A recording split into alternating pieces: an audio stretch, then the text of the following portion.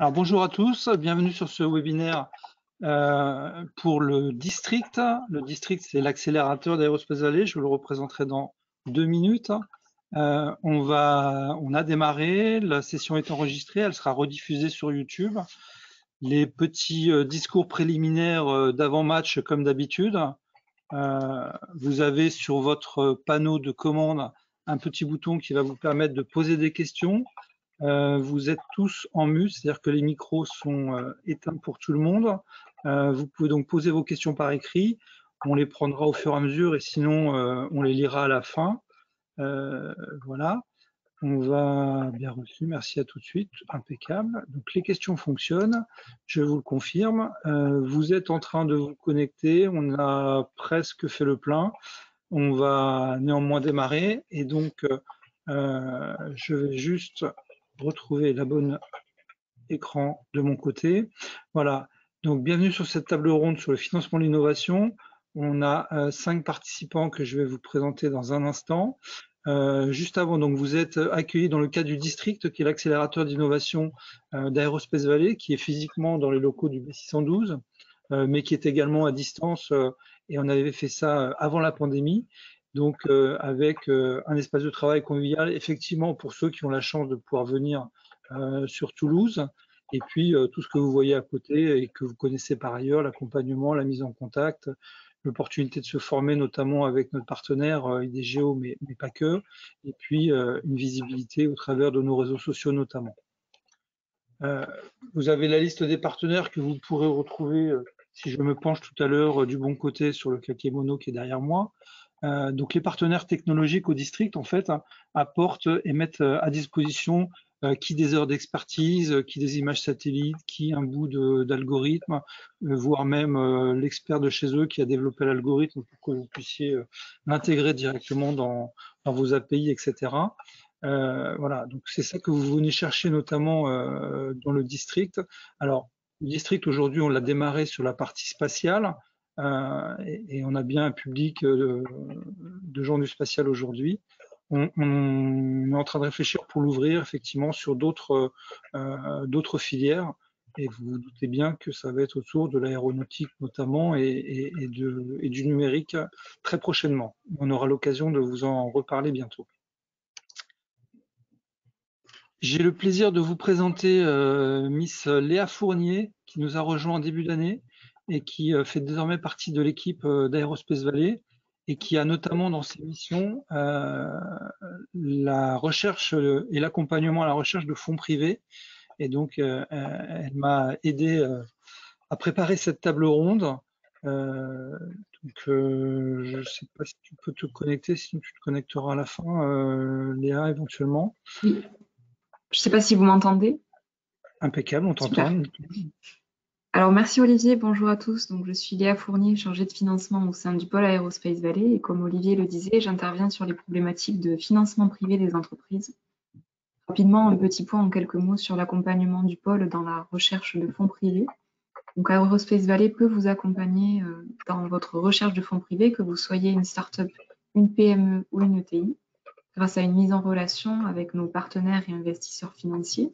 Donc, que vous ayez des besoins en financement de l'innovation, en financement de l'industrialisation ou encore pour des investissements matériels ou fonciers, nous avons des partenaires qui peuvent répondre à vos besoins en financement. Donc, 3 grandes typologies de financement qui peuvent être mises à votre disposition. Tout d'abord, les prêts d'amorçage ou des prêts d'honneur plutôt en phase amont pour accélérer la croissance et le développement de votre entreprise. Des financements bancaires plus classiques, donc du financement d'exploitation, des financements immobiliers ou encore des crédits baux. Et bien sûr également des levées de fonds à différents stades de développement de l'entreprise, depuis le capital risque jusqu'au capital transmission de l'entreprise. Donc en interne, nous avons un collège d'investisseurs, de partenaires financiers, composé d'organismes bancaires et de fonds d'investissement qui peuvent vous accompagner sur ces problématiques-là. Donc si vous identifiez des problématiques qui peuvent être adressées par les offres de services de nos partenaires, je vous laisse mon contact. N'hésitez pas à me contacter à ce sujet. Merci à tous Léa. et bonne table ronde. Alors, avant de démarrer la table ronde, je voulais faire un petit rappel. Au début du mois, on a organisé l'espace d'une semaine et je vous ai mis ici de côté, là, en fait, une intervention, vous retrouverez en fait les slides de l'intervention de Delphine Bégrand de BPI, qui a présenté un petit peu toute la palette des outils de BPI France. Vous le verrez au travers des présentations des discours. BPI France est un acteur relativement incontournable, même si dans la table ronde, on est plutôt focusé sur des partenaires privés.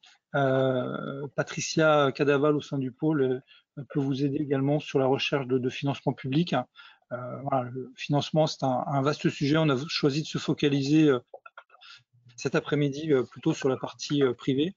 Vous pouvez retrouver donc du coup sur l'espace Connect.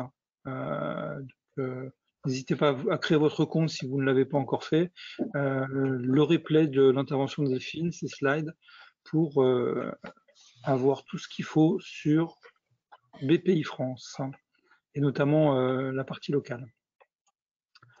Alors, j'aurai le plaisir d'accompagner et d'animer la table ronde avec ces 5 participants qui vont se présenter. Donc, je vais les laisser se présenter. Et puis, on va commencer tout de suite avec Catherine. Bonjour à tous, donc Catherine Brocci, BNP Paribas. Je suis chargée d'affaires innovation depuis une dizaine d'années chez BNP Paribas. On enchaîne avec, on avait dit Anne-Cécile. Bonjour à tous, Anne-Cécile Paillet, je suis chargée d'affaires chez Créalia Occitanie. Voilà, et sur la partie ouest de l'Occitanie. Impeccable. Alors, continuons avec les filles. Lucie. Bonjour, Lucie Vaïf, je suis déléguée régionale Occitanie pour Airbus Développement. Allez, Adrien, le Bordelais de l'étape. Bonjour à tous, voilà, Adrien Lebon, directeur de participation chez Acti Gestion, qui est un fonds d'investissement qui couvre la Nouvelle-Aquitaine. Et last but not least, notre ami Aram. Bonjour, donc Aram Attar, je suis le fondateur et Chief Learning Officer de Teach Me Academy. C'est une plateforme de e-mentoring pour lever des fonds et former des investisseurs. Ok. Je reviens vers toi, Catherine. Tu veux nous présenter un peu plus en détail ce que tu fais et qu'est-ce que fait BNP Paribas pour le financement?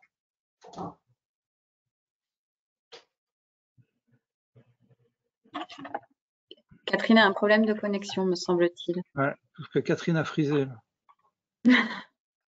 tu veux que... C'est bon? Je sens que c'est revenu. C'est bon pour moi? Ouais, impeccable, vas-y. Alors, bonjour à tous, donc Catherine Brocci, chargée d'affaires innovation chez BNP Paribas. Alors, d'abord, en 2 mots, le groupe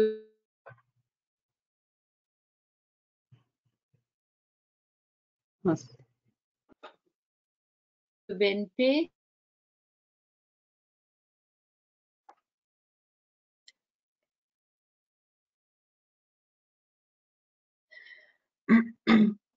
Bon, on a un problème de connexion avec toi, Catherine. Tu switches? Ok. Bon, Anne-Cécile, tu la remplaces, du coup. Et puis, okay, Catherine, oui, de toute manière, il y a un lien entre Créalia et la Banque de l'Innovation, donc c'est pas grave, on pourra faire effectivement le lien. Du coup, Créalia Occitanie, c'est une association, loi 1901, qui est publique-privée. Publique parce qu'on est financé par la région BPI et l'Europe via le fonds Foster TPE-PME, ainsi que des partenaires privés. Créalia est présidée par des chefs d'entreprise.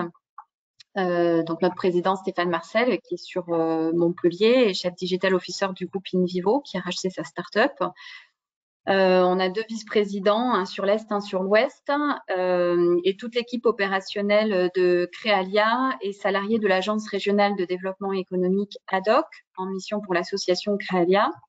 Et on a une responsable de fonds, 2 chargés d'affaires, donc un sur la partie Est, moi-même sur la partie Ouest.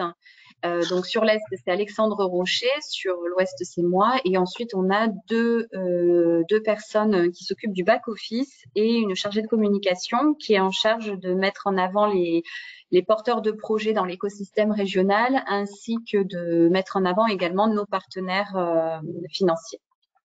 Et que fait Créalia?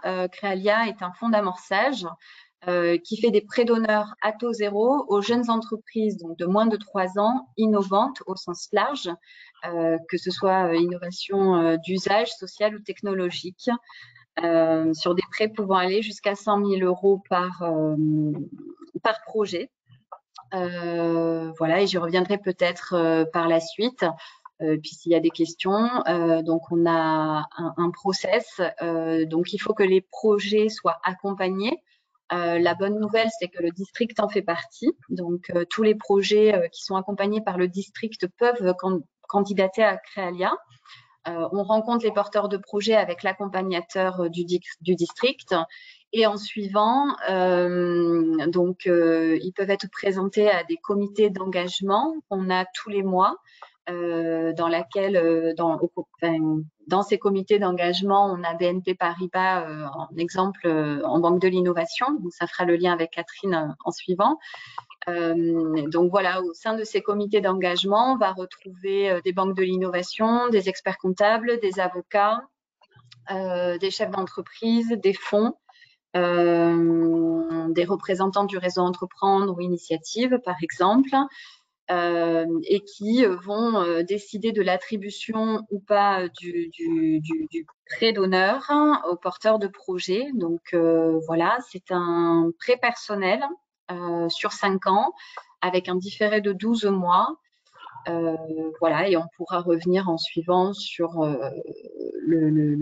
comment le montant se calcule, se détermine, etc.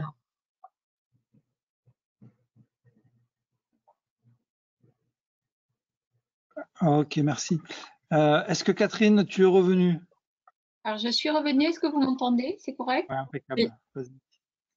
Alors, Du coup, le temps. tu peux te lancer ta présentation. Donc, je disais, donc, le groupe BNP, c'est 200 000 collaborateurs dans 80 pays.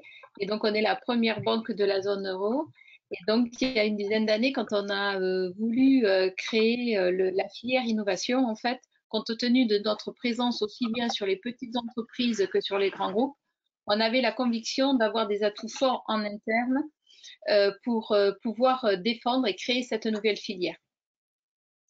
Et d'autant plus, en fait, il n'y avait aucune banque qui s'intéressait encore à ce marché. Et c'était vraiment le réseau en fait, de l'innovation, que ce soit les experts métiers, les incubateurs BPI, tout le monde était en attente d'une banque qui s'intéresse à l'innovation.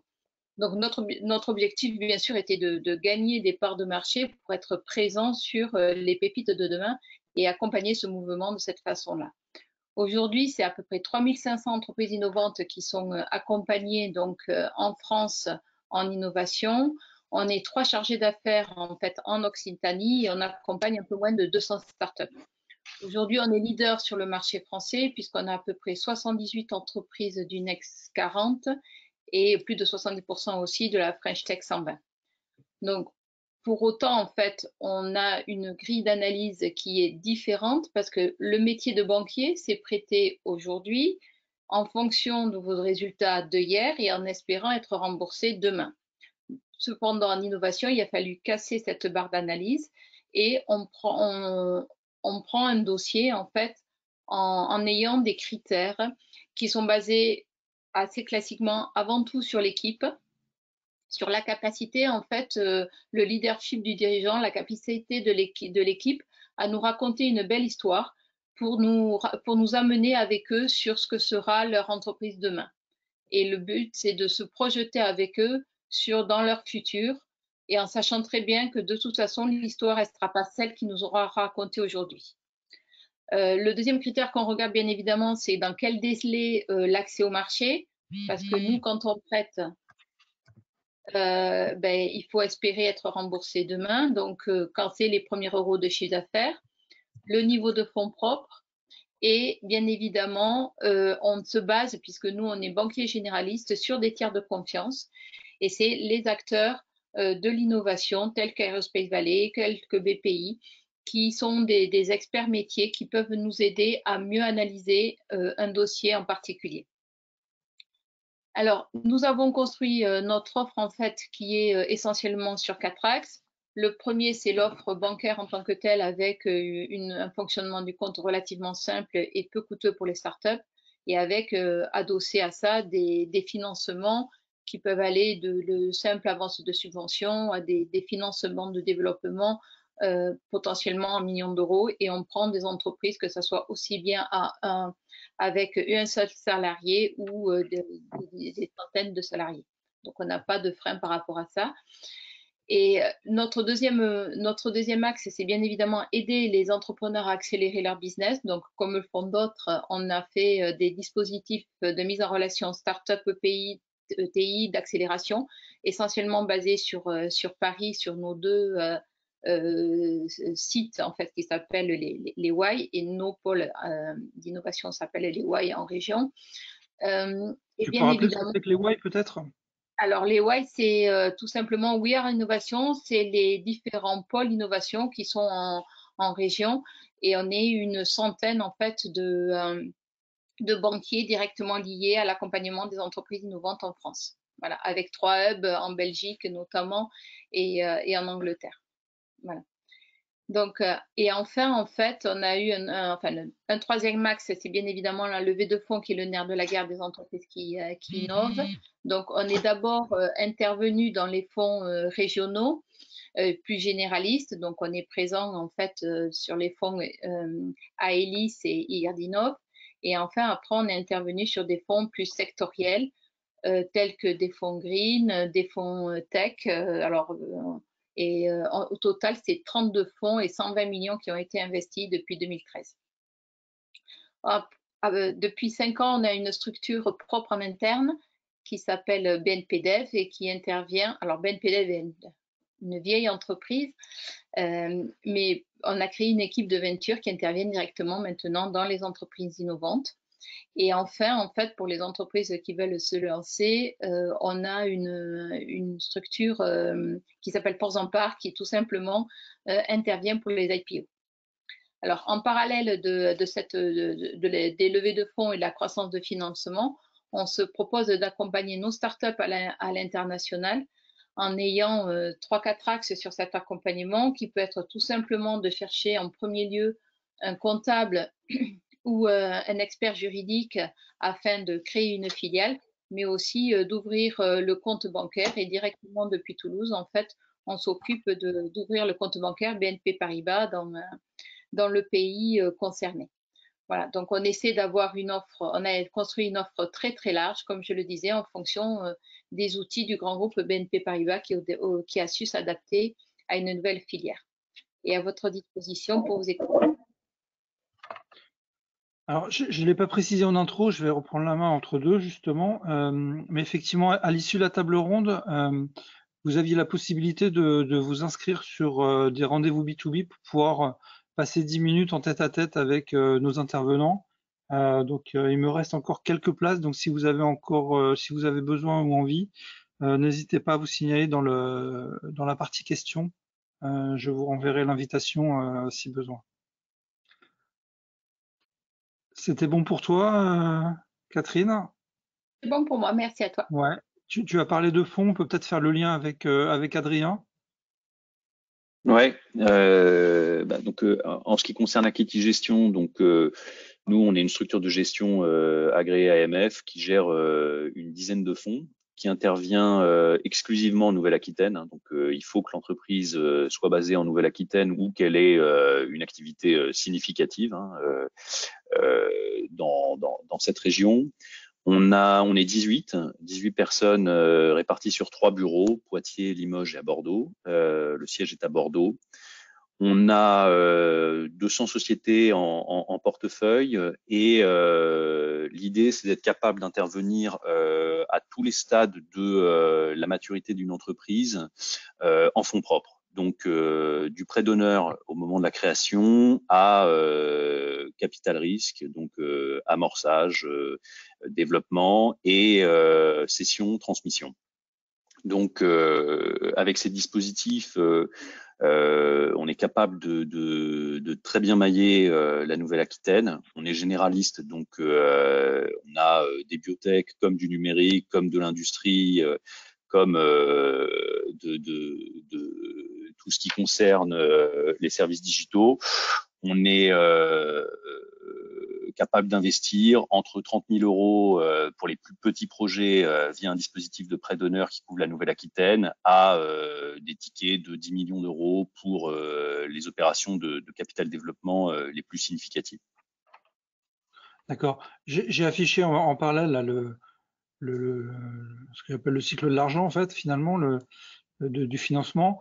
Tu peux peut-être faire un peu de pédagogie sur la différence entre capital risque et capital développement.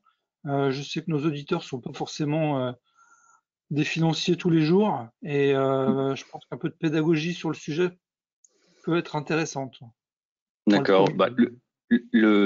Alors nous, notre conception du capital risque et du capital développement, c'est capital risque, on va financer des entreprises à risque, donc où on va financer le futur, et capital développement, on va financer le passé. En clair, sur le capital risque, on va être sur l'amorçage, la création, donc tout ce qui va concerner dans un premier temps la finalisation d'un produit à travers le financement de sa recherche, sa phase de R&D, tout ce qui va concerner sa propriété intellectuelle, et dans une phase de création, tout ce qui va concerner l'accélération commerciale.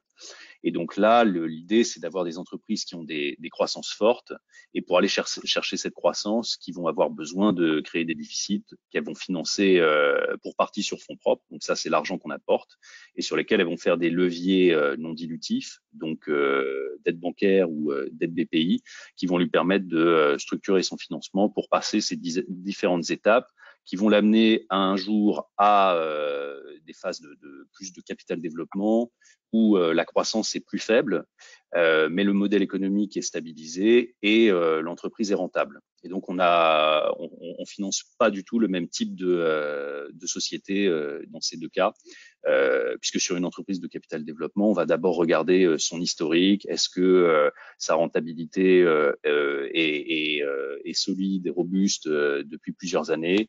Quelles sont ses perspectives, là où en capital risque, l'avenir est beaucoup plus écrit. On est plus sur un financement de scénario basé sur une équipe, un projet, un produit ou un service sur un marché qu'on espère profond, et sur un projet économique qui a du sens, mais qui reste à construire. Là où en capital développement, on est sur des entreprises qui sont déjà matures.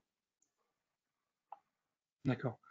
J'avais une question pour toi directement. C'était du coup, quand tu dis vous investissez comment? En solo, en équipe, en prime, en suiveur? Enfin, c'est quoi On sait tout faire. votre politique? On sait tout faire, on aime tout faire. Ce qu'on veut, c'est financer des projets qui font du sens sur le plan économique, et en particulier pour la Nouvelle-Aquitaine. On reste un acteur avec un ancrage régional fort. À partir de là, on est capable de faire des investissements en solo, on est capable de faire des investissements en lead, donc de mener la négo et d'embarquer avec nous des co-investisseurs, comme de faire des investissements en tant que follower. On gère notamment le dispositif NACO, Nouvelle-Aquitaine Co-Investissement, qui est un véhicule de co-investissement qui se raccroche à un leader pour investir dans des entreprises en capital risque ou en capital développement. Donc on n'a pas de dogme, c'est plutôt la pertinence du projet et la configuration du tour qui structure, nous, notre façon d'intervenir. D'accord. Lucie, je vais me tourner vers toi. Airbus Développement. Airbus, ils font des avions, mais ils font quoi? C'est quoi Airbus Développement? Donc, Airbus Développement, c'est une filiale 100% d'Airbus qui a pour objectif, en fait, de contribuer à la croissance économique des territoires, de soutenir les entreprises et les projets innovants, et surtout de stimuler, en fait, la création d'emplois autour des sites Airbus. Donc, en fait, on est divisé par 5 régions. Donc, moi, je suis en charge de l'Occitanie, mais on est aussi implémenté en Île-de-France, en PACA, en Pays de la Loire et en Nouvelle-Aquitaine. Donc, d'ailleurs, voilà, pour Aerospace Valley, j'ai mon collègue en Nouvelle-Aquitaine, Yvon Gobert, qui pourra aussi être contacté sur les startups qui sont implémentées là-bas. Et donc, on a différentes missions dans cette filiale, mais en tout cas, ce qui nous intéresse aujourd'hui, c'est sur le financement, en fait, l'accompagnement de l'innovation. Et pour cela, on fait en fait des prêts participatifs. Donc, je ne sais pas si vous êtes informés sur ce que c'est un prêt participatif, mais en fait, ce qui est un prêt participatif, c'est du quasi-fonds propre. C'est un prêt qu'on fait à la société et qui s'intègre directement en haut de bilan. C'est un taux réduit, donc on est autour de 1 à 2%. Et on fait des prêts jusqu'à 50 000 euros. Il n'y a pas de garantie, donc ni sur les actifs de l'entreprise, ni sur le patrimoine du dirigeant. Et ce prêt est remboursable sur 24 mois. On n'a pas de prise de participation dans la société et donc ça permet une flexibilité aussi de remboursement en fonction de l'état de la trésorerie. Donc on a aussi des différés si besoin. Enfin voilà, chaque société nous présente son projet et en fonction on établit s'il y a besoin d'un différé, etc. En tout cas, le remboursement se fait sur 24 mois. Donc nos critères, en tout cas pour obtenir ce prêt, c'est vraiment, nous, notre objectif, c'est la création d'emplois. Donc ce qu'on va regarder, c'est le plan de recrutement, le plan d'embauche sur les 3 prochaines années. Et en fonction de ce plan de recrutement, on va établir en fait le montant du prêt qu'on va pouvoir accorder à la société qu'on va accompagner. Et donc, on va regarder un peu comme je disais, les prévisions d'embauche, mais on va aussi regarder le business plan, bien entendu. Et puis, surtout, et aussi, ce qui est important, c'est l'équipe et le porteur de projet. Voilà. Et vous financez quoi? Dans les domaines, pardon, j'ai peut-être pas précisé, mais dans différents domaines, c'est aéronautique et spatiale, évidemment, puisqu'on est chez Airbus, mais aussi tout ce qui est future technologie et tout ce qui est RSE, qui nous intéresse aussi. D'accord. Je posais la question de savoir, du coup, qu'est-ce que vous financez? Est-ce qu'il faut venir? Alors, j'ai bien compris qu'il y avait une question d'emploi, mais est-ce que ça peut être aussi du matériel pour justement créer de l'emploi? Enfin, voilà. Qu'est-ce que vous financez? Du matériel, de l'immatériel, des brevets? Nous, c'est vraiment... Oui, non, nous, c'est vraiment la création d'emploi. C'est-à-dire qu'on va regarder le prévisionnel d'embauche. Et si vous dites, voilà, je vais embaucher sur 3 ans 10 personnes, et puis on va multiplier ce nombre de personnes que vous allez embaucher avec, je sais pas, ça va être 3 000 euros par embauche ou 3 500 euros, donc jusqu'à 50 000 euros de possibilité de prêt. D'accord. Impeccable. Alors, Aram, toi, tu as un positionnement un peu différent.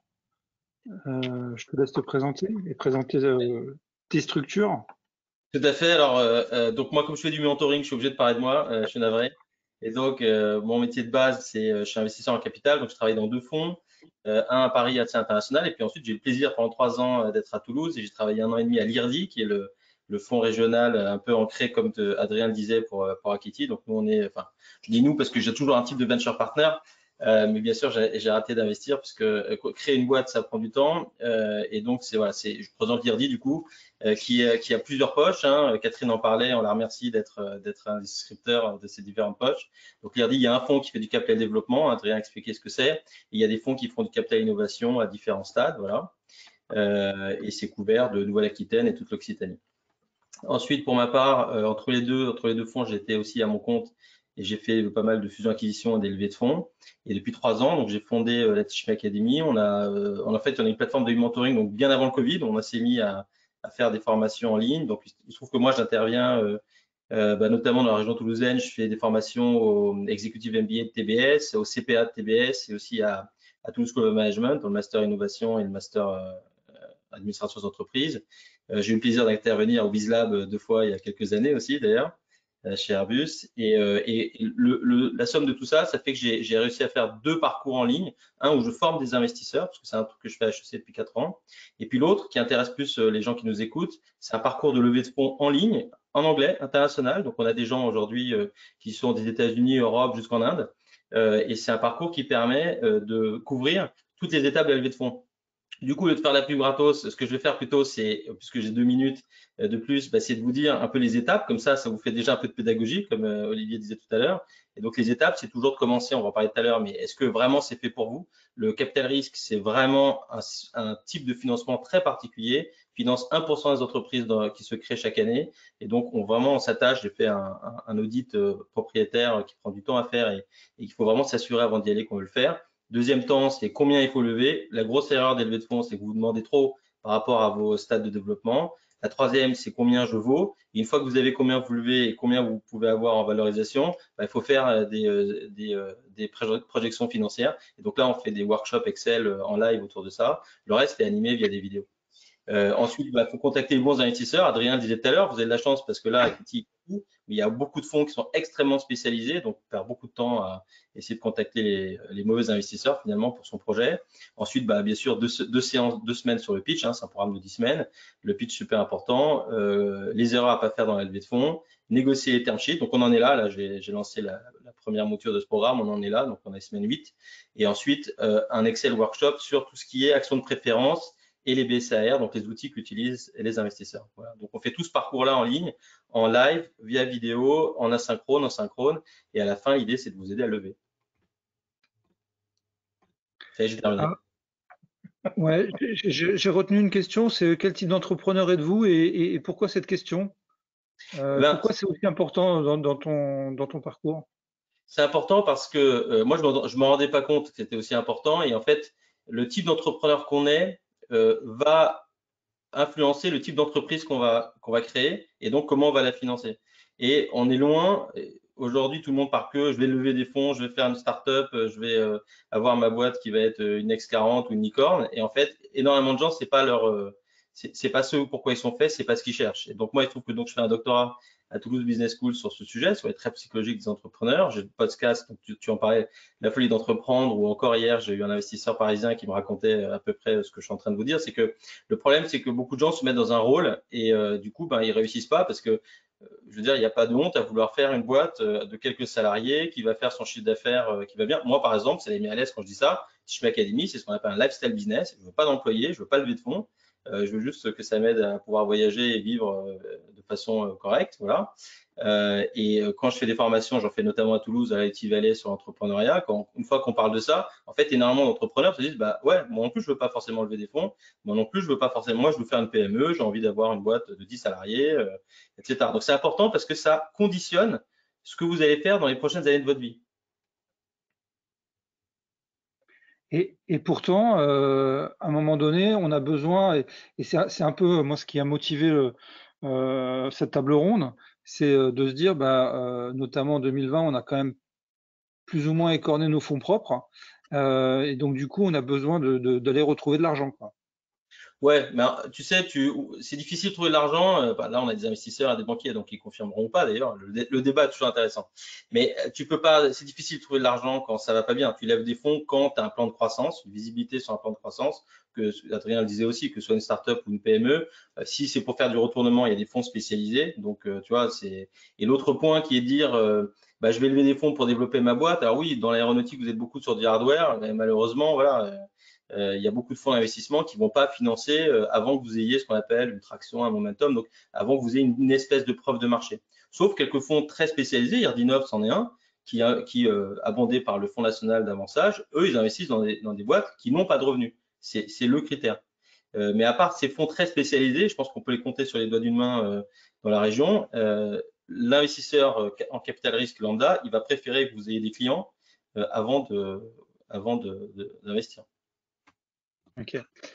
Je m'étais noté une question pour toi, c'était, et Catherine en a peut-être un peu parlé, c'était quid des lovers. Moi, j'entends beaucoup d'entrepreneurs qui me disent, ouais, j'ai envie de faire une levée de fonds, mais j'ai pas envie que ça me prenne trop de temps. Et donc, du coup, tu connaîtrais pas un lever? Ouais.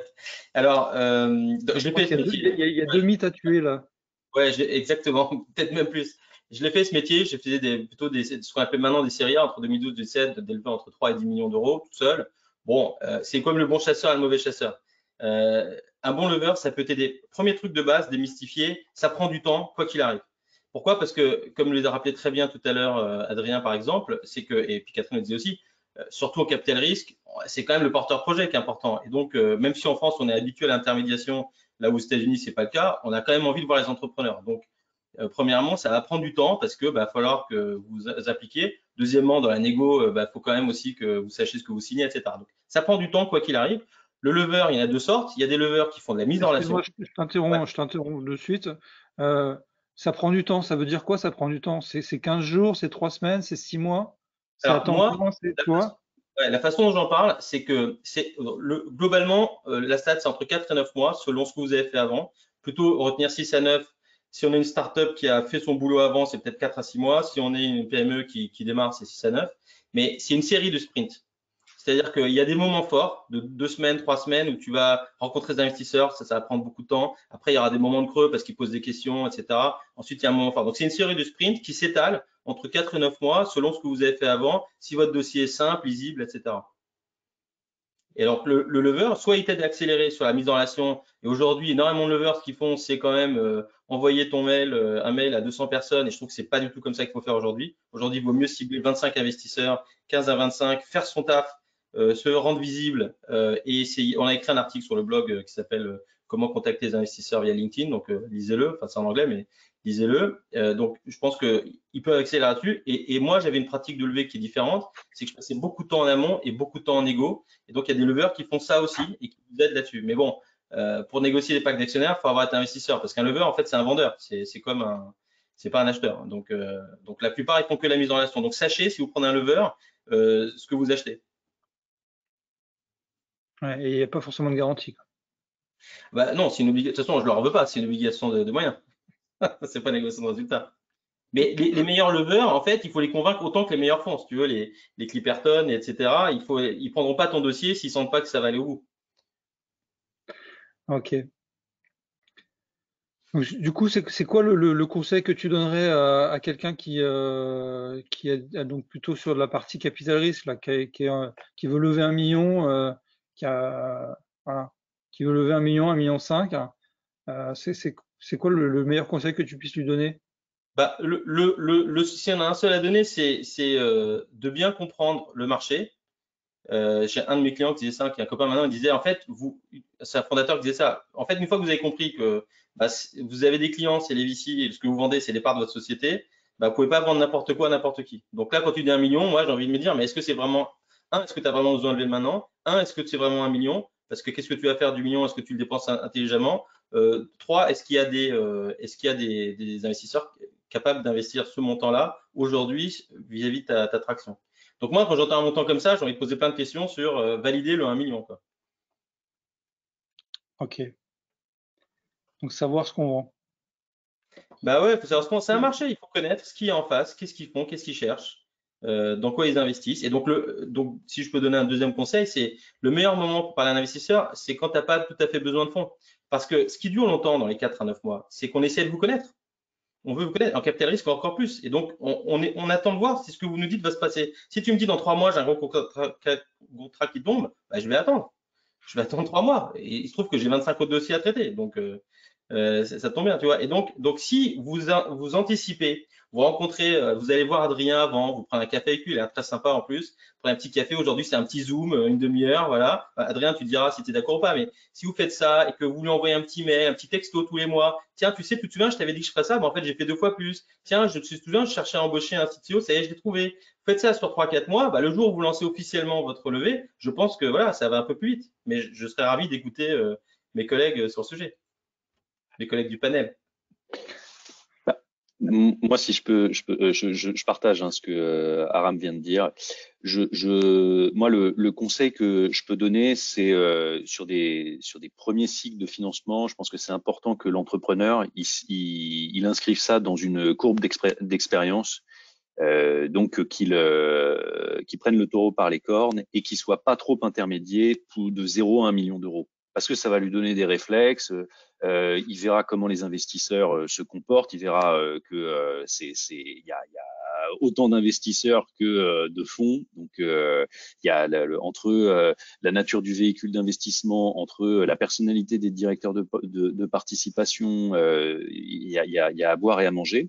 Donc c'est pas une critique, mais il faut que il arrive à découvrir au sein de cet écosystème de financement les acteurs du capital et investissement avec qui il sera à l'aise, et puis qui négocie les différents, qui voit concrètement les premières étapes du financement à un moment où en capital risque, comme je le disais tout à l'heure, on achète le futur, donc la capacité de négociation est importante, mais elle est moins étayée par du concret que quand les tours sont plus importants. Et donc pour se tanner un peu le cuir, je lui conseille d'y aller tout seul, en allant chercher des bons conseils de copains entrepreneurs, des gens avec, comme tu disais, en prenant des cafés, en essayant d'anticiper pour pas y aller quand il a le couteau sous la gorge. Et après, sur des montants plus significatifs, voilà, à partir de 2-3 millions d'euros, là, l'intermédiation peut commencer à avoir du sens parce que c'est sûr que c'est super chronophage et donc un bon lever peut permettre de gagner beaucoup de temps. Mais je pense que c'est important qu'il puisse se faire sa propre expérience du sujet pour être encore meilleur une fois qu'il passera par un intermédiaire. Okay. Catherine, toi, ta vision de banquière? Je partage entièrement leur vision à tous les deux. En effet, je pense que sur la première levée, il est important que le dirigeant s'essaie lui-même à la levée pour voir un peu les difficultés. Et puis, comme Aram, moi, le mythe du million pour la première levée, c'est souvent le chiffre qu'on entend en entretien, mais dont on arrive, c'est trop flou en fait, le plan d'investissement qui est en face de ce million. Et concrètement, on se rend compte que avec moins, s'ils arrivent à faire plus, j'ai envie de dire, notamment en allant chercher du non dilutif, ce qui est apprécié par les fonds, bien évidemment. Donc, oui, je suis assez d'accord sur cette version de première levée. Et sur le fait il faut bien le choisir parce qu'il y a de tout sur le marché en tant que lever. Je le vis aussi au quotidien avec les dirigeants où certains, à plusieurs reprises, ça a failli mettre des boîtes par terre parce que le délai de négo pouvant être très très long, au bout d'un moment, c'est vraiment un souci de trésor qui apparaît pendant la phase de négo et ça peut être très très douloureux pour l'entreprise. Moi, j'aimerais revenir à avoir votre avis aux uns et aux autres là sur ce qu'a dit Aram, qui était de dire, pardon? Non, excuse-moi de te couper. Je voulais juste dire que par rapport à ce que disait Aram, la notion de temporalité, elle est clé. Donc l'anticipation est importante, surtout sur des phases sur des premiers tours de capital risque, parce que l'investisseur en face, par rapport au premier contact qu'il aura, il va, comme il sait que ça va prendre du temps, 3, 6, 9 mois potentiellement, il va regarder par rapport au discours d'origine la capacité d'exécution du dirigeant. Donc, il faut bien avoir conscience que tout ce qu'on dit dans les premiers rendez-vous, ça va être quand même bien relevé par l'investisseur qui, au fur et à mesure de la discussion de la levée de fonds, pourra se rendre compte à quel type d'entrepreneur il a affaire. Si c'est quelqu'un qui survend ou à l'inverse, si c'est quelqu'un qui se bride un peu et qui sont autant d'éléments qui, lorsqu'il s'agira de rentrer dans des phases très avancées de finalisation des deals, seront importantes. Donc, il faut bien les garder en tête. Si je peux rajouter, du coup, nous, on intervient au tout début. On voit les porteurs de projets tout au début, avec parfois effectivement ce type de discours de lever des millions, lever, etc. Donc, c'est vrai que cette première phase, elle est importante parce que il y a peut-être cette première phase de financement non dilutif où on peut quand même aller, alors je vais pas parler pour l'Occitanie que je connais plus, sur des phases jusqu'à 200 000 euros. où on va avoir effectivement de la love money, on va avoir les prêts d'honneur type Créalia où on peut monter jusqu'à 100 000 € en prêt d'honneur, où on peut l'obtenir quand même assez rapidement pour accélérer justement le développement. Par exemple, ça peut, alors c'est après la phase faisabilité et avant les premiers chiffres d'affaires, mais finaliser les premières phases de prototype par exemple. Aller chercher en complément BPI sur du prêt à l'innovation et éventuellement un prêt bancaire complémentaire pour déjà cadrer cette première phase sans avoir été dilué et vraiment être sur une entreprise plus consolidée avec plus de fonds propres avant d'aller chercher des investisseurs. Et puis, je reviens à la notion de besoin. Parce que nous, c'est un peu pareil. On peut avoir des demandes de prêts où on dit ah ben on va vous demander 100 000 € parce que comme ça on a le maximum, etc. Oui, mais pour financer quoi, même au départ, même si on est sur une prévision de 3 ans, quel est le besoin, voilà, sans oublier qu'effectivement le but est aussi de faire du chiffre et d'aller assez vite aussi tester le marché. Et voilà, on repart sur ces notions de besoin, marché et consolidation vraiment avant d'aller lever des fonds. Puis après, il y a aussi un autre aspect, c'est que nous, on est pénible, on aide vraiment sur le business plan, etc. Tout ce qui va être très travaillé, tout ça. Donc, on a ce rôle-là, mais ça prépare. Ça prépare après à aller voir des investisseurs et il vaut mieux se planter un petit peu chez nous et se confronter à un comité d'innovation avec les banques de l'innovation. D'ailleurs, on a Irdis Ouridec au comité, on a les banques de l'innovation, on a des experts comptables, des avocats, etc. Donc, se confronter à eux, des chefs d'entreprise, qui vont faire tous les premiers retours plutôt que pour faire une meilleure impression derrière chez les investisseurs, puisque nous, on a un regard qui est assez bienveillant pour aider les gens, avec un fonds dédié pour aider les entreprises et des recommandations derrière. Voilà, c'était sur cette première partie de financement, peut-être avant la levée, qui est possible aussi, et aussi avec les subventions régions qui existent et qui sont intéressantes, parce que là, effectivement, on est sur du prêt à taux zéro, des subventions, le principe de la subvention, et du coup du financement gratuit entre guillemets et qui reste intéressant. Alors, je voudrais revenir sur un point que tu as mentionné au départ, c'est-à-dire prendre un café, envoyer des nouvelles. C'est quelque chose qui n'est pas forcément naturel, en tout cas chez les entrepreneurs que je côtoie. On a toujours un peu la peur de déranger. Voilà, les banquiers, on va un peu les voir quand on n'a pas le choix. Donc, vous me confirmez qu'il faut ne pas en avoir peur. Vous n'avez pas l'air si méchant que ça, a priori. Voilà, ne pas hésiter justement à vous donner des nouvelles, à se faire connaître de vous. Alors, peut-être pas tous les 3 jours non plus. Il y a forcément un juste milieu à trouver, mais voilà. Qu'est-ce que vous aimez bien chez vos bons clients?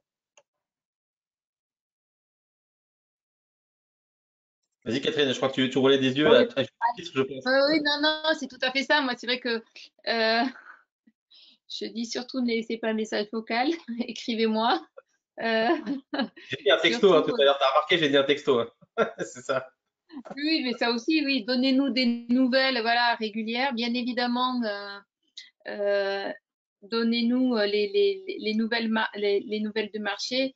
Puis comme je disais un peu vulgairement à un moment donné, c'est-à-dire j'ai 80% de mes clients qui font pas leur BP et les 20% qui le font, c'est ceux qui réussissent et qui me contredisent. Voilà. Mais c'est vrai que c'est ça, donnez-nous, écrivez-nous pour nous dire spontanément ce que vous faites, ce que vous devenez et comment vous évoluez. C'est tout à fait ça. Et notamment, signer un beau contrat. Et puis, bon, bien évidemment, on les suit sur LinkedIn, mais c'est très agréable d'avoir les bonnes nouvelles, puisque justement, quand ça ne va pas pour la fin du mois, on sait le trouver. Donc, les bonnes, c'est aussi très appréciable. Pour donner un peu de contexte, pour que les entrepreneurs comprennent, c'est qu'il faut que vous compreniez que les gens que vous avez devant vous sont le haut de l'iceberg. Derrière, il y a des comités d'investissement en fonds et des comités de crédit en banque Et donc, le rôle de quelqu'un comme Adrien, comme Catherine, et j'imagine aussi Anne-Cécile, Lucie, etc., c'est aussi de faire circuler en interne, parce qu'à un moment donné, ils sont engagés vis-à-vis de ces gens-là pour faire le financement, que ce soit un prêt bancaire ou un investissement. Et puis ensuite, il y a un suivi. Et ce qu'on déteste en tant qu'investisseur ou banquier, c'est la surprise, la mauvaise surprise surtout. On déteste ça. C'est-à-dire qu'une mauvaise nouvelle anticipée, d'abord, ça rassure sur le chef d'entreprise. Je fais un cours sur les boards et j'explique toujours. Essayer d'arriver avec la solution, si elle prend moins de 48 heures à trouver. Donc, arriver, j'ai perdu mon client principal, t'inquiète pas, j'ai appelé tant, on va faire des commandes, on va rattraper une partie. Si vous avez le temps de faire ça, faites ça. Mais n'attendez pas à dernier moment pour annoncer une mauvaise nouvelle, parce que, enfin, je sais pas si vous êtes d'accord, mais ça envoie quand même un très mauvais message. Un, que vous n'êtes pas très transparent. Deux, que vous n'êtes pas très bon à anticiper. Trois, vous savez pas faire des plans de trésorerie. Enfin, voilà, vous n'êtes pas un très bon manager, vous n'êtes pas un très bon communicant. Donc, voilà. Donc, il faut comprendre que les gens que vous êtes devant vous, ils se sont engagés. Donc, il faut les traiter comme des partenaires. Lucie, je te vois acquiescer. Oui, je suis complètement d'accord. Effectivement, anticiper, être transparent, ne pas hésiter. Et je pense que plus on communique et mieux c'est. Et puis, comme ça, on est effectivement des partenaires. On est là pour aussi conseiller, aider, ou en tout cas ouvrir les portes, ou en tout cas pour notre part sur Airbus Développement, on donne aussi accès à l'écosystème local pour pouvoir aider sur des difficultés qu'on pourrait avoir aussi. Donc, l'idée, c'est de la transparence et de la communication. Je pense que c'est clé pour les porteurs de projets. C'est important. Alors, Anne-Cécile, je vais revenir vers toi. Vous en avez à peu près tous parlé, mais c'est notamment sur les phases d'amorçage. Plus que le projet, presque, j'ai envie de dire, c'est l'homme et le potentiel humain que vous recherchez. J'avais noté quand on avait préparé, c'était ce que tu m'avais dit, c'est identifier le chef d'entreprise derrière l'expert. Et j'avais bien aimé cette formule parce que, notamment dans le spatial, on a quand même beaucoup d'entrepreneurs qui sont d'abord des technos, hein, des ingénieurs, etc. Et qui doivent endosser le costume de chef d'entreprise, je dirais. Oui, bah justement, quand ils passent en comité, on les fait travailler sur une trame, hein. Alors du coup, ça commence par l'équipe. On va avoir des porteurs de projets, alors soit 1, 2, 3. Bon, voilà, l'équipe n'est pas toujours. On a les porteurs, hein, l'équipe n'est pas. On est au tout début, donc n'est pas complètement constituée. Le porteur de projet, je pense qu'on l'a tous dit, fait beaucoup dans la réussite du projet. Je pense que l'entente entre guillemets entre les associés est quelque chose aussi de très important. Ça va être des aspects qu'on va regarder. Dans les recommandations, on saura leur dire s'il manque de la technique ou à l'inverse du commercial. Quand on demande, on aborde après l'équipe l'opportunité de créer en général dans cette phase-là. On voit un peu pourquoi ils ont créé ce projet, dans quel cadre, dans quelle opportunité justement. Et c'est vrai que j'avais encore le cas tout à l'heure en rendez-vous où on a des techniques qui ont eu une idée, qui sont partis à fond sur leur idée. Et par contre, on voit qu'à aujourd'hui, il n'y a pas vraiment d'études de marché, il n'y a pas le contexte global n'a pas été vraiment pris en compte. Mais voilà, ils avaient tout cet aspect-là, l'aspect commercial, pas forcément, etc. Donc voilà, c'est vrai que l'homme est important et puis pas que l'homme, l'équipe aussi et comment il va, si effectivement on parle de recruter 6 salariés ou 10 salariés dans les années qui arrivent, très bien, mais comment on va organiser, structurer tout ça? Qui fait quoi? Et voilà, il y a tous ces éléments-là qui sont abordés. Ok. Vous me confirmez tous, j'imagine, cette position? Je dirais qu'effectivement, l'équipe, il faut qu'elle soit diversifiée. Il ne faut pas qu'on ait 30 ingénieurs. Donc, il y a un besoin de de diversité au sein de l'équipe. C'est clé. Et effectivement, souvent, ce qu'on voit, c'est C'est qu'on part de la techno parce qu'on se dit wow, j'ai une super technologie, ça va être top, etc. Mais il faut vraiment que ce soit un besoin et de raccorder cette techno à un besoin et un client derrière pour pouvoir derrière fonctionner. Olivier, c'est ce qu'on disait, c'était l'anecdote en fait qu'on s'était dite, c'était la différence entre l'innovation et l'invention. L'invention, bah, ça reste une invention, et puis l'innovation, c'est l'invention qui trouve son marché, quoi. Voilà.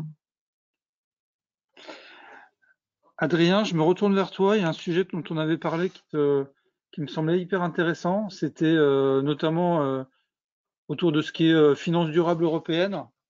Si tu veux nous en dire quelques mots. Et je pense qu'il va y avoir quelques réactions autour de la table. Ouais, je partage tout ce qui a été dit par rapport à ce que j'évoquais tout à l'heure sur le financement des premiers tours de table. Je pense que l'accompagnement, notamment de toutes les structures, incubateurs, toutes les structures que vous évoquez, Airbus, BNP, Créalia, c'est fondamental que l'entrepreneur ne reste pas isolé et qu'il aille taper à ses portes pour commencer à discuter avec des gens qui ont l'habitude de voir passer plein de projets pour être accompagnés.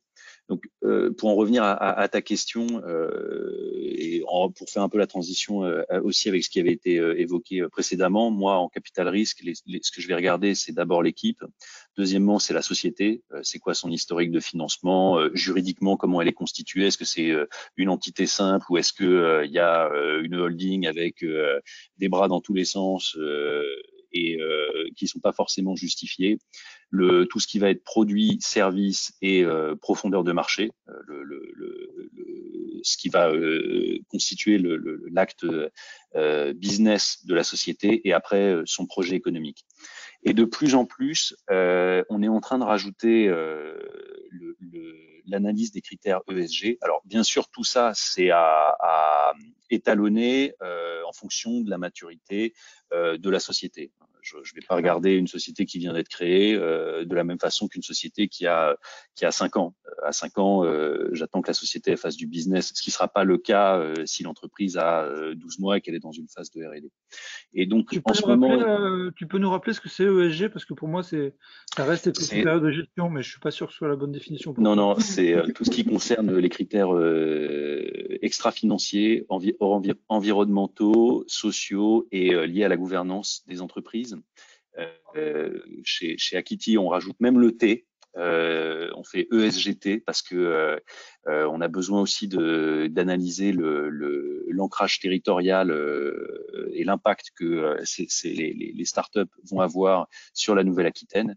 Mais grosso modo, il y a une tendance au niveau du capital investissement piloté par l'Europe qui va maximiser dans les années à venir tout ce qui va être performance extra-financière pour contribuer à la lutte contre le réchauffement climatique et limiter la hausse des températures à horizon 2050 de 2 degrés. Et donc, il y a des couches qui sont en train de se rajouter au niveau de l'environnement juridique des sociétés de capital investissement, au niveau européen et au niveau français, qui vont faire que dans les années à venir, les critères liés à l'impact sur l'environnement, la prise de conscience et les actions des dirigeants sur tout le volet social et leur gouvernance vont être particulièrement regardés par les acteurs de capital investissement. Donc nous, on a mis en place des questionnaires ESG l'année dernière, qu'on est en train de généraliser sur l'ensemble des 200 sociétés que on a en portefeuille pour pouvoir suivre ces évolutions dans la durée.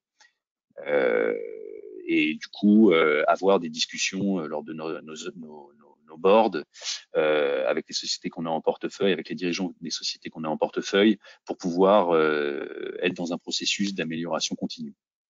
Et ça, je pense que pour les porteurs de projets, les jeunes porteurs de projets, c'est important qu'ils commencent à se mettre ces dimensions dans la tête, parce que la dynamique est en train d'avancer très très fortement sur ces sujets actuellement. On a une feuille de route qui a commencé maintenant, qui a commencé le 10 mars avec la mise en application de disclosure au niveau européen pour les sociétés de capital investissement, qui oblige les sociétés d'investissement à classer leurs véhicules en fonction de l'impact qu'elles ont sur leur environnement. Et on va avoir des obligations de reporting vis-à-vis de nos souscripteurs, donc les gens qui nous donnent de l'argent pour qu'on puisse ensuite l'investir sur tous ces critères ESG, parce que eux-mêmes auront des comptes à rendre au niveau de leur maison mère. Ok. C'est un constat que vous partagez, je pense, tous. Vous commencez à le suivre, j'imagine, aussi côté BNP, par exemple. Alors, il y a un dispositif en fait qui a été mis en place, c'est-à-dire qu'aujourd'hui, on a de la même façon qu'a été créé les pôles EY en innovation, il y a des chargés d'affaires spécifiques en transition énergétique, avec des fonds qui ont, de la même façon, on est en train de répliquer cette filière sur tout ce qui est social et environnemental.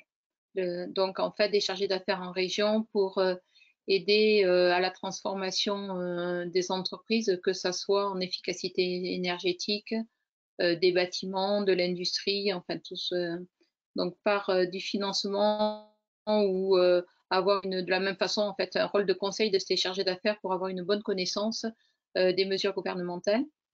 Et en national, de la même façon, il y a deux fonds qui ont été créés spécifiques en transition énergétique et un social business qui a été monté qui s'appelle le Climate Seed, qui est une façon de traiter en fait tout ce qui est impact carbone, avec notamment les compensations de carbone volontaire. Ouais. Quand on avait préparé, Catherine, quand on avait préparé, je m'étais noté deux choses une première qui m'avait semblé hyper intéressante, que je connaissais pas, qui était ce que tu finançais, et tu m'avais dit que tu finançais même dans le cadre de contrats européens. Je pense que ça peut intéresser pas mal de nos auditeurs. Tu finançais en fait tu finançais le contrat. Vas-y, je te laisse.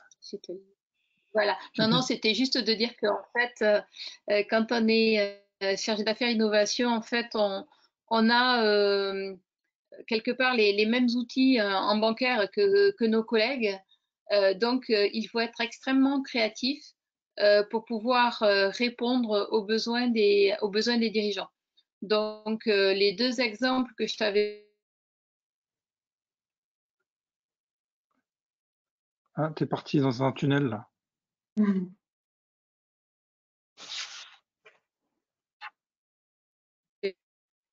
L'Agence française de développement, et pour lequel, en fait, qui avait potentiellement des besoins de trésor justement pour faire tout ce qui est les achats ou les développements en amont des livraisons pour ce contrat très important pour elle, pour la société. Et donc,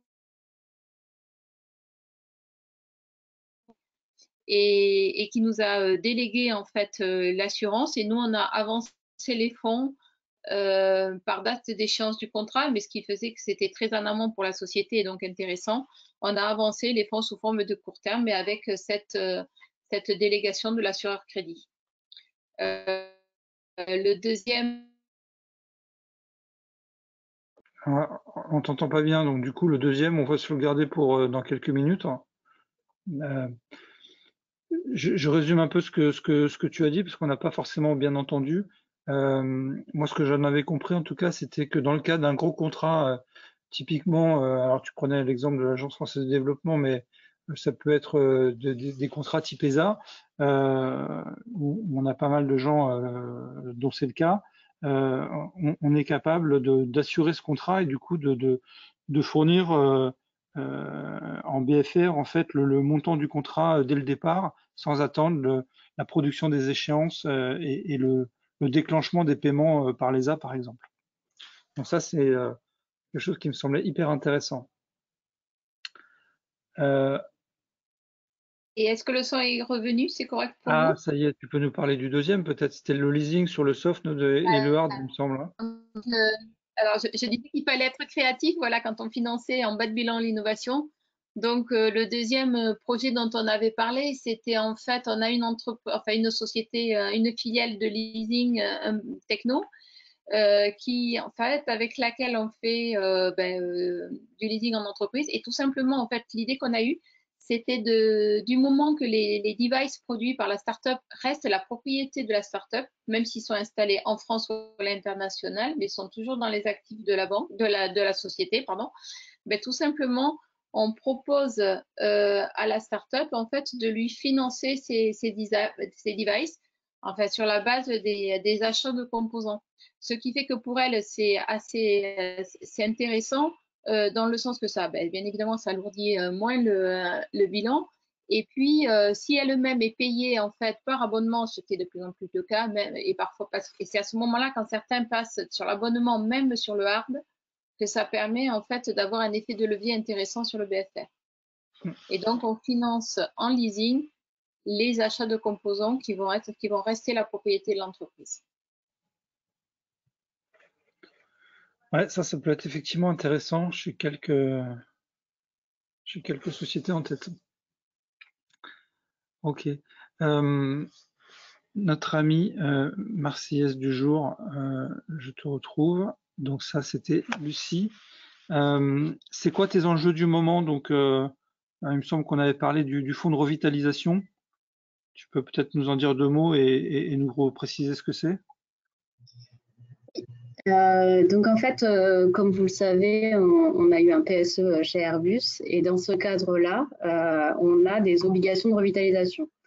Donc en gros, en fonction du nombre de départs volontaires qu'on a eu, on a un certain nombre d'emplois qu'on essaie d'équilibrer. C'est vraiment une logique réparatrice de pouvoir créer de l'emploi sur le territoire, donc redynamiser le territoire. Et donc, moi, je vais être en charge pour l'Occitanie de ce fonds de revitalisation. On a des fonds dans différents départements et donc moi, je serai en charge de ça. Et en fait, c'est ce que je disais, donc on fera dans ce cadre-là du prêt participatif, mais également de la subvention. Donc ce sera du 50-50, on fera subvention plus prêt participatif. Et ce sera toujours c'est toujours la même optique. Hein. Nous, notre mission, c'est vraiment la création d'emplois, donc c'est toujours la même démarche, les mêmes critères que j'ai expliqués auparavant. D'accord. Anne-Cécile, de ton côté, peut-être pour finir, j'avais envie que tu nous donnes des exemples de réussite. Est-ce qu'il y a déjà des gens en plus qui sont, alors peut-être pas forcément membres d'ici, il y en a aussi qui sont membres du district, mais il y a des membres Aerospace Valley qui sont venus vous voir et à qui vous avez prêté des sous et qui se portent plutôt bien d'ailleurs en plus. Oui, alors il y en a, ils sont assez nombreux. Je peux les citer. Donc on a Proessa Sport, je crois, qui était un des premiers, hein, qui a utilisé une technologie du spatial pour mesurer la performance des sportifs et notamment dans le domaine du vélo. On a Vortex.io qui, alors je vais peut-être pas tous les expliquer ce qu'ils font, mais bon, voilà, Vortex.io, USpace, Anywaves, qui est passé chez nous aujourd'hui, qui est une très belle société. On a vraiment plusieurs startups. On a fait, nous d'ailleurs, je crois que c'était maintenant il y a 15 jours, un webinaire sur le sujet justement de ces startups qui viennent un peu qui utilisent les données, technologies et données du spatial, mais dans des secteurs d'activité complètement différents parce que c'est ce qu'on avait constaté un peu dans divers secteurs. On peut utiliser au final les données, etc. Et voilà, donc pour ne citer que, et j'en oublie sûrement, mais on en a plusieurs accompagnés par le pôle Aerospace Valley. Ouais. Et donc effectivement, je rappelle que le district est une une structure d'accompagnement, voilà, je cherchais le terme, donc qui vous permet de bénéficier et d'aller voir en fait Créalia ensuite. Et là, Donc, je qu'est-ce qu'il n'ai faut cité que ceux de l'Ouest, il y a ceux de l'Est, donc il y en a beaucoup. Voilà, et on parlait du café avec l'investisseur, etc. Il y a le café avec la start-up d'à côté qui a fait tout ce chemin et qui peut justement être de très bons conseils avec des retours vécus. Ouais, tout à fait. C'est un peu ce qu'on essaie de faire en physique quand on le peut et sur nos calls internes. Ok. À qui je n'ai pas donné le mot de la fin, peut-être un mot de la fin côté Aquitaine. Adrien, un mot pour finir. Foncez. Non, Alors, écoute, je pense qu'on a bien fait le tour. S'il y a des questions. En parallèle, je repartage du coup vos adresses, numéros de téléphone, etc. là, si vous avez besoin. Et n'hésitez pas, si vous voulez rentrer en contact, on pourra vous mettre en relation avec les uns les autres si besoin. Voilà, vas-y, excuse-moi, Adrien, je t'ai coupé. Non, écoute, moi, en ce qui me concerne, j'ai plus grand-chose à dire, à part que n'hésitez pas à nous envoyer vos projets, et puis je serais ravi de répondre aux questions s'il y en a. Ok. Il y en aura, donc effectivement, on va finir avec Aram.